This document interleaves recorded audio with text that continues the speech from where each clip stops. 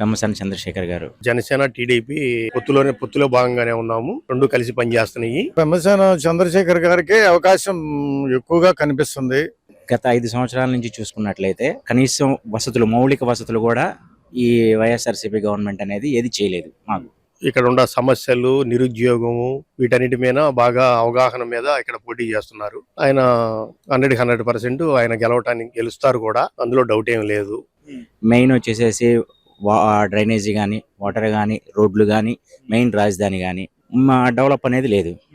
కనుక ఈయనైతే పెమ్మసాని చంద్రశేఖర్ అయితే 3 పార్టీల అభ్యర్థి కాబట్టి, ప్లస్ ఆయన ఎన్ఆర్ఐ, చాలా బాగుంటుందని నా అభిప్రాయం. అంతకుముందు చంద్రబాబు టీడీపీ గవర్నమెంట్ లో కూడా అన్ని వచ్చినాయి పథకాలు. ఎలా మామూలుగా బీమా మిత్ర అని, మా అన్నా క్యాంటీన్లని, ఇలా అన్ని వాళ్ళు ఇచ్చారు. ఇవ్వలేదని కాదు, ఎవరో ఇస్తారు.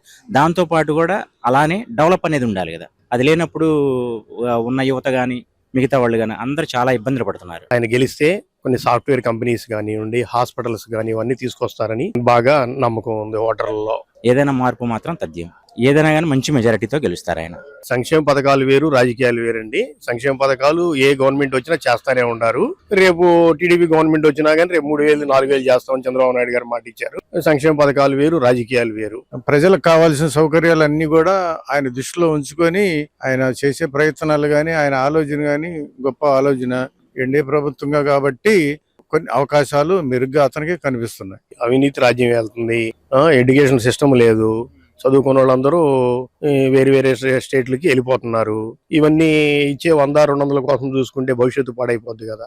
అయినా కాపు వర్గం అనే విధంగా వచ్చేటప్పటికి ఆయన ఏదో అనుకుంటున్నాడు కానీ, ఎందుకంటే ఆయన పన్నూరు నియోజకవర్గంలో చేసి కూడా ఏమి గొప్పగా పనులు చేసినటువంటి ఏమీ లేవు. పెమ్మసాని చంద్రశేఖరరావుదే గెలుపండి ఈసారి. ఏకపక్షంగా ఉండిద్ది, ఆ గెలుపు కూడా ఏకపక్షంగా ఉండిద్ది. కంపల్సరీగా పెమ్మసాని చంద్రశేఖర్ ఆయన వచ్చిన తర్వాత చాలా మార్పులు తీసుకొస్తానని మాటిచ్చారు. అలానే కొన్ని యువతకి కావాల్సిన మొత్తం నిరుద్యోగులకి ఉద్యోగాలు తెప్పిస్తానని చెప్పి చాలా మాటిచ్చారు. అందువల్ల కంపల్సరీ పెమ్మసాని చంద్రశేఖర్ గారు. పథకాలు అనేది ఆలోచించుకునే వాళ్ళు, పథకాలు మాకే ఉండే అనేవాళ్ళు కొంతమంది ఉన్నారు. కానీ వాళ్ళ ప్రజల దృష్టిలో అందరూ కూడా మారిన విశేషమే కనిపిస్తుంది. మొదటి నుంచి ఇక్కడ 2 సార్లు టీడీపీ అని వచ్చింది. గల్లా జయదేవ్ గారు ఎంత ముందు గెలిచారు, 2 టైమ్స్ గల్లా జయదేవ్ గారు గెలిచారు. తెలుగుదేశం, జనసేన, బీజేపీ 3 కలిసి ఉన్నాయి కాబట్టి ఇప్పుడు ఇక్కడ మా నియోజకవర్గంలో వచ్చేటప్పటికి ఎమ్మెల్యే గారికి అవకాశం ఉంది, పెమ్మసాని గారికి అవకాశం ఉంది. జగన్ 3 రాజధానులు అన్నాడు, ఏదో ఒక ఇటుక పిల్ల పెట్టలేదు 3 రాజధానులు. మేము అందుకని టీడీపీకి పట్టం కట్టాము. మా ఓటు పెమ్మసాని వారికి. గల్లా జయదేవ్ గారు వెళ్ళారని కూడా, గల్లా జయదేవ్ గారిని మించిన ఆయన వచ్చాడు ఆ పార్టీలోకి. పెమ్మసాని చంద్రశేఖరరావు గారు ఒక విద్యావంతుడు, ఒక ఎన్ఆర్ఐ గారు, ఒక డాక్టర్, ఇట్లా మంచి హోదాలు ఉన్నాయి ఆయనకి కూడా. కిరణ్ రోసే అసలుకి ఎంపీ టికెట్ ఆయనకి కేటాయించిన తర్వాత ఒక్కసారి కూడా ఊర్లోకి రాలేదు. నేను ఇంతవరకు ఎప్పుడు ఆయనతో చూడలేదు. పేదల కష్టాలు కొంచెం తెలుసుకున్న ఆయన, మధ్య తరగతి కుటుంబం నుంచి వెళ్ళిన ఆయన కొంచెం పేదల గురించి తెలుసు కాబట్టి అని అనుకుంటున్నాం మేము కూడా. అలానే మాకు వాళ్ళు అన్నట్టు అన్ని సంక్షేమ పథకాలు మొత్తం అమలు చేశారన్నారు. మాకైతే ఇంతవరకు ఒక్క పథకం కూడా రాలేదు. ఇది మాత్రం ఒక్క చదువుతుంది. ఈసారి పెమ్మసాని చంద్రశేఖర్ గారు కన్ఫర్మ్ టికెట్. జగన్ పథకాలు అంటారే తెలియదు ఏం కాదు. మన పై జేబులో తీసి కింద జేబులో పెట్టినట్టు, కింద జేబులో పై జేబులో పెట్టినట్టు ఉండిద్ది ఆ పథకాలు. అవి కూడా మన డబ్బులే, మళ్ళీ ఆయన డబ్బులు తీసి పెడతాం కూడా మన డబ్బులే. అవి కూడా అది అట్లా ఉండిద్దండి.